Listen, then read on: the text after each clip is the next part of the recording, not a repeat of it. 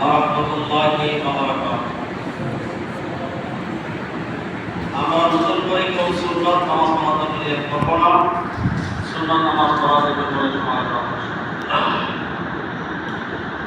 আলহামদুলিল্লাহ আলহামদুলিল্লাহ আজকে মাঠা ক্যামেরা ক্লিয়ার করছে।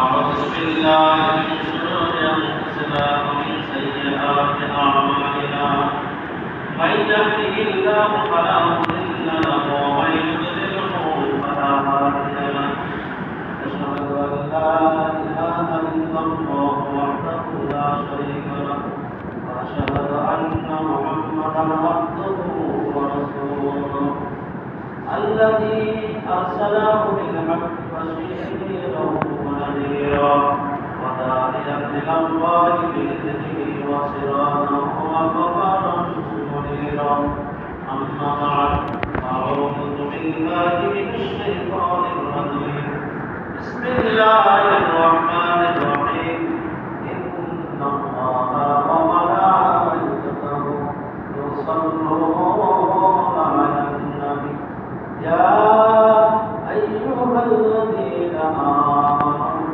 صلوا عليه وسلموا تسليما شكر اللهم صل على محمد وعلى آل محمد كما صليت على إبراهيم وعلى آل إبراهيم إنك حميد مجيد اللهم بارك على محمد وعلى آل محمد كما باركت على إبراهيم وعلى آل إبراهيم إنك حميد مجيد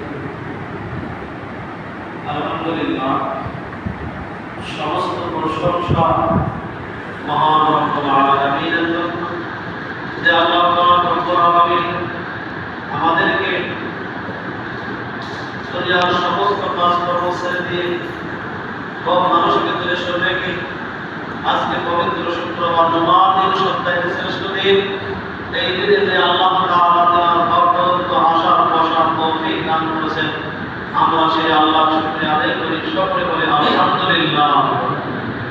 তারপরে শুকরিয়া আদায় করি বিশ্ব নবী জনাব মুহাম্মদ রাসূলুল্লাহ সাল্লাল্লাহু আলাইহি ওয়াসাল্লামের উম্মত হিসেবে আমরা দুনিয়াতে আসতে পেরেছি এজন্য আবার শুকরিয়া আদায় করি বলে আলহামদুলিল্লাহ।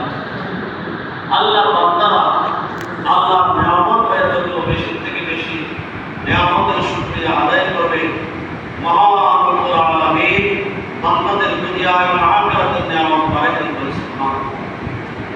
আর যারা নিয়ামত পেয়ে আমাদের শুকরিয়া আদায় করবে না নাশকর করবে অস্বীকার করবে তাদের কাছ থেকে ধীরে ধীরে দুনিয়া এবং আখিরাতের নিয়ামত ছিনাই নেওয়া হবে। আমরা যে অবস্থায় থাকি না কেন সুখে থাকি দুঃখে থাকি কষ্টে থাকি যে অবস্থায় থাকি সর্ব অবস্থায় আমরা আল্লাহ পাকের শুকরিয়া আদায় করব সর্ব অবস্থায় বলবো আলহামদুলিল্লাহ। সবকিছু স্বীকার করে নেওয়া যা হয়েছে যা হবে যা হচ্ছে সব আল্লাহর তরফ থেকে হচ্ছে স্বীকার করে নেওয়ার নামেই হলো শুকরিয়া আদায়। আমরা গত জুমায় আলোচনা শুনেছিলাম আউযু বিল্লাহি বিসমিল্লাহি আলহামদুলিল্লাহি রাব্বিল আলামিন। এই কথা আমরা মসজিদে এসে নামাজে দাঁড়িয়ে যাই আল্লাহর প্রশংসা দিয়ে আল্লাহর নাম দিয়ে শুরু করে নামাজ ইবাদত করতে গিয়ে সবকিছু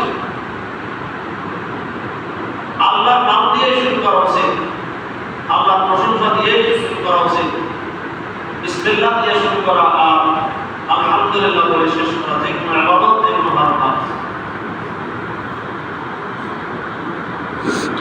আমরা যে সূরাটি তেলাওয়াত করি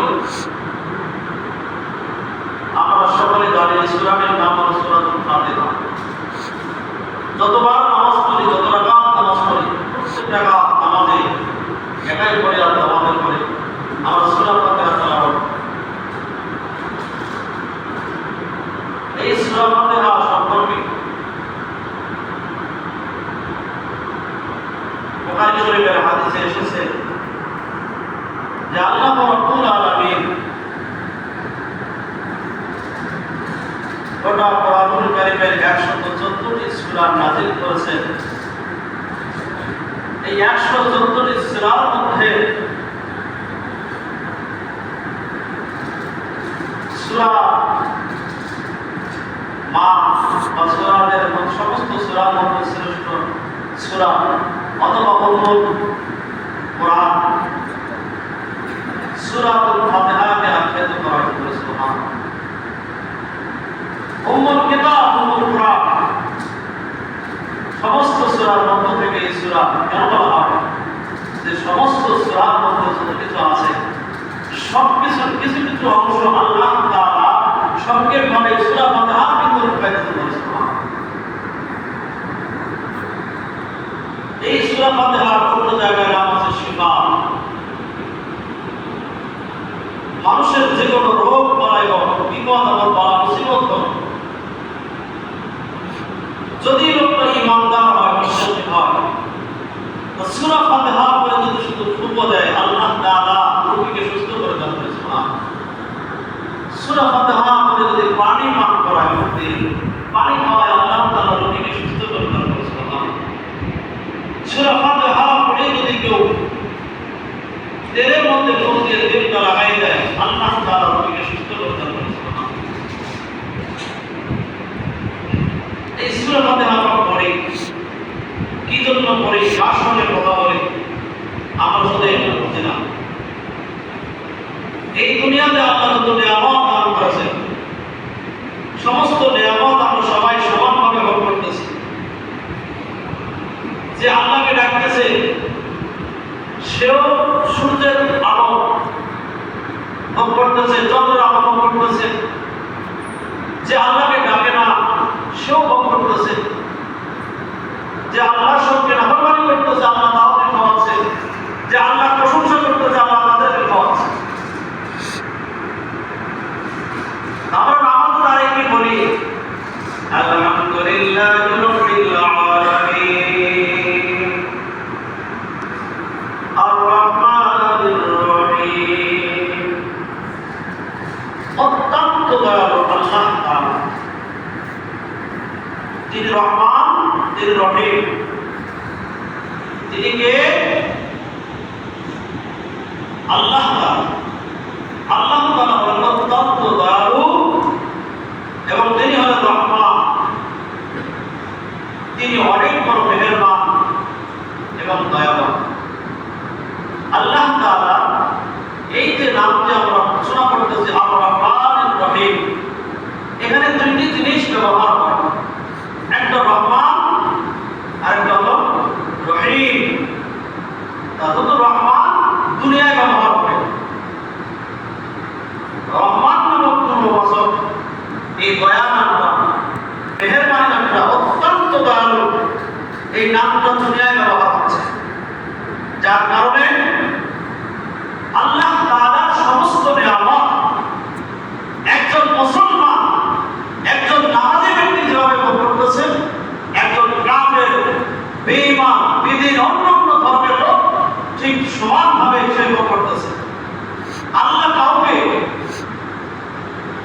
কারো রিজিক বন্ধ করে দেন নাই যে এ তো নামাজ না, আমার কথা শোনে না, আমার ইবাদত করে না, আমাকে ডাকে না, আমাকে মানে না, এর খাওয়াটা এদেরকে বন্ধ করে দেয়। আল্লাহ দেন নাই। আল্লাহ দুনিয়ার মধ্যে সমস্ত মানুষ, সমস্ত প্রাণীর রিজিক আল্লাহ দিচ্ছেন। কেউ আল্লাহকে ডাকুক আর না ডাকুক, আল্লাহকে মানুক আর না মানুক, আল্লাহ রহমান।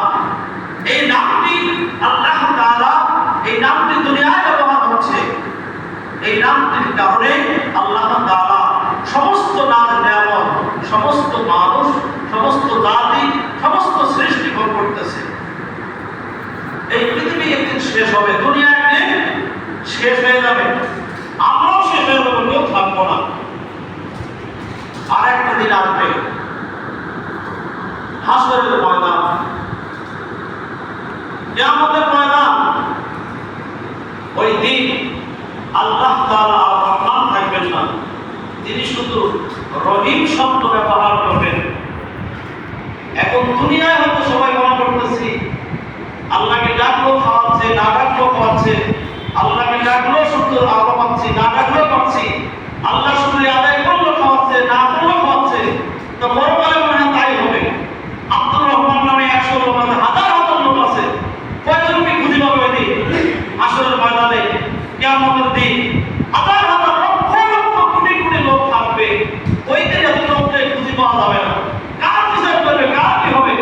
অনেকের ধারণা হতে পারে যারা না করবা, যারা বেঈমান, যাদের ঈমান নাই, আল্লাহর প্রতি তাদের বিশ্বাস নাই।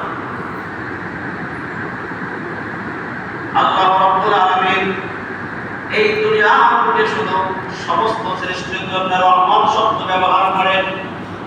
সমস্ত সৃষ্টিকে এক মাপের সবাইকে রিজিক দিচ্ছেন, আলো বাতাস দিচ্ছেন, অক্সিজেন দিচ্ছেন, সব কিছু খাওয়াচ্ছেন।